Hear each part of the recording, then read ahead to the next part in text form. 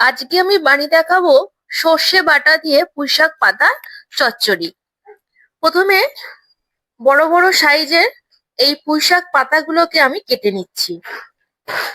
আর একদম কিন্তু টাটকা পুঁইশাক, যেরকম কুচি কুচি করে ঠিক সেরকম ভাবেই করে নেব। এরকম ভাবে ঝিরিঝিরি করে কুচি কুচি করে কেটে নিয়েছি। প্রথমে এটাকে ভাপিয়ে নেব। কড়াইতে জল দিয়ে দিয়েছি আর পুঁইশাক পাতাগুলোকে দিয়ে দিচ্ছি।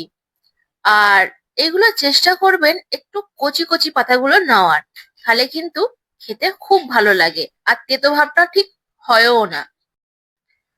জাস্ট এক দুবার একটু ফুটে নিলে কিন্তু এটা রেডি হয়ে যাবে।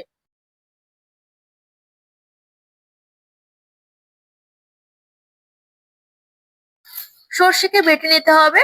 এখানে আমি 4-5টা কাঁচা লঙ্কা দিয়ে দিচ্ছি, একটু নুন দিয়ে দিচ্ছি আর 1 চামচের মতো চিনি দিয়ে দিচ্ছি। 2 চামচের মতো হলুদ সর্ষে দিয়ে দিচ্ছি। অল্প পরিমাণ জল দিয়ে এটাকে ভালো করে পেস্ট করে নিতে হবে। আর যেহেতু সর্ষে তেতো যাতে না হয় সেই জন্য কিন্তু কাঁচা লঙ্কা আর নুন আর চিনি ব্যবহার করছি। সর্ষে পেস্ট করে নেওয়ার পর কোনো কিছু রান্নায় সর্ষে দিলে একটু চেখে নেবেন। এগুলো তো মিক্সার জারের মধ্যে একটু জল দিয়ে এরকম পাতলা করে আমি ছেঁকে নিচ্ছি।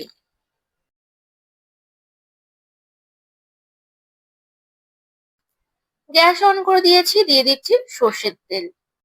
3-4টে দিয়ে দেবো খুব সামান্য পরিমাণ 5 ফোড়ন, একটা শুকনো লঙ্কা তেজপাতা ছিঁড়ে দিয়ে দিলাম।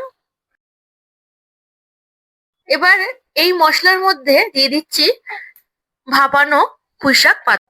1 চামচের মতো হলুদ গুঁড়ো দিয়ে দিলাম। একটু জাস্ট ভেজে নিয়ে এর মধ্যে দিয়ে দেবো পরিমাণ মতো নুন। সবকিছু একসাথে ভালো করে আবার মিক্সড করে দিচ্ছি। এবার এর মধ্যে 2 চামচের মতো পোস্ত বাটা দিয়ে দিচ্ছি। আবার সবকিছু একসাথে মিশিয়ে দেওয়ার পর যে সর্ষে বাটা জলটা ছেঁকে নিয়েছিলাম সেটাকে এবার এর মধ্যে দিয়ে দিচ্ছি।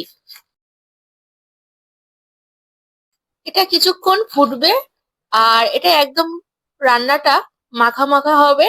এবার এর মধ্যে একটু জিরের গুঁড়ো দিয়ে দিচ্ছি। যেহেতু সর্ষের সাথে চিনি দিয়েছিলাম সেজন্য এখানে আর চিনি দেব না। কিছুক্ষণ ফোটানোর পর ঠিক এরকম অবস্থায় এসছে আর এরকম মাখা মাখা রাখবো। এটা হয়ে গেছে, গ্যাসটাকে অফ করে দিলাম। এটাকে এবার আমি নামিয়ে নিচ্ছি। নিরামিষের দিনে এরকম সর্ষে দিয়ে পুঁইশাক পাতা চচ্চড়ি একবার হলেও বাড়িতে বানিয়ে খাবেন। ভিডিওটি ভালো লাগলে যারা ফেসবুক থেকে দেখছেন পেজটিকে ফলো করবেন, যারা ইউটিউব থেকে দেখছেন অবশ্যই আমার চ্যানেলটিকে সাবস্ক্রাইব করে দেবেন।